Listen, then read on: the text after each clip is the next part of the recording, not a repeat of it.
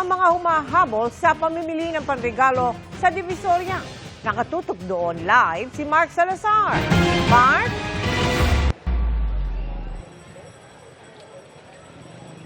Mel, palibasa ay huling Biyernes 3 days before Christmas at kagaya ng taon-taong nangyayari pag ganyang kadikit na ay ganito eksena.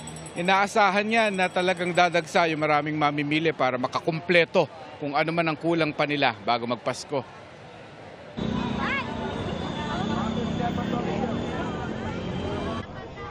Pagkatapos ng work hours kanina, saka dumagsa ulit sa Divisoria ang mga mamimili.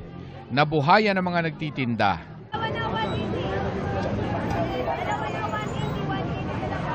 Maaari lang po yung mga bag, pag-ilagay na lang po yan sa harapan.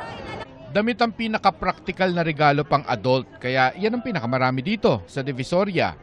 150 lang sir, 150, 150. 150 lang dito, 150. Mababa na po. Presyong pangmasa. Pero ilang eskinita rito ang puro laruan na ang tinda. Sila rin ang pinagkakaguluhan ng mamimili. Pili lang! 25 lang po lahat ang klase! Pili lang! Isa si Ellen sa sinasabi naming naghahabol punan ang kanyang gift list 3 araw bago magpasko. Medyo busy. Talaga? Opo.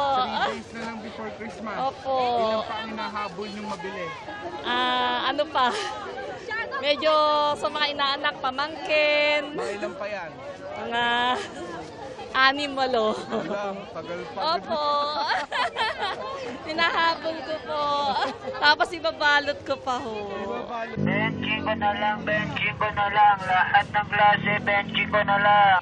Si Mina naman kompleto na sa gift list niya. Pero palagi talaga siyang nagpapasobra.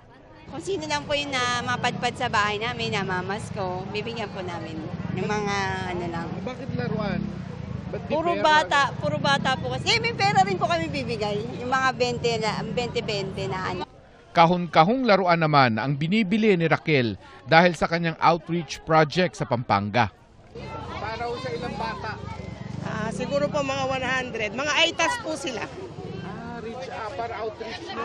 Sa ano po, sa bundok. May paalala ang Food and Drug Administration na piliin ang ligtas at angkop na laruan para sa pagbibigyan. Na walang lasong kemikal, walang malulunok na piyesa kung masyadong bata pa ang reregaluhan.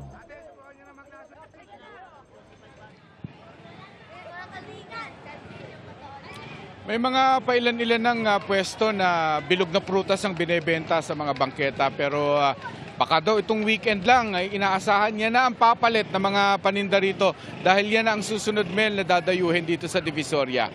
Live mula sa Divisoria sa Maynila para sa GMA Integrated News, Mark Salazar, nakatutok 24 oras. Maraming salamat sa iyo, Mark Salazar.